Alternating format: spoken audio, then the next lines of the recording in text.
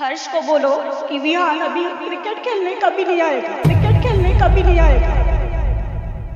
मला सर्वप्रथम चेंबूरचे आमदार म्हणजे माझे सासरे माननीय तुकारामजी काते यांनी मला फोन केला की समृद्धी कुठेही असशील धावत झेन हॉस्पिटलला ये. म्हणजे बाबा काय झालं? ये हर्षूचा मित्र, हर्षू म्हणजे माझा मुलगा, ह्याचा मित्र विहान हॉस्पिटलमध्ये आहे, तू लवकर ये. मी गेले तिथे आणि मला बघून त्याच्या आईने आवाज दिला, भाभी हर्ष को बोलो कि विहान अभी क्रिकेट खेलने कभी नहीं आएगा. मी या सभागृहाला या गोष्टी याकरिता सांगते कारण या गोष्टीचं गांभीर्य आपण समजलं पाहिजे. राजकारण बाजूला ठेवता आपण एकत्र येऊन त्या आईला कसं न्याय मिळेल?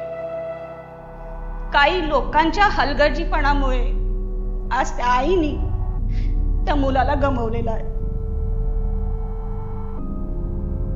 माझ्याच मुलाच्या वयाचा आहे तो.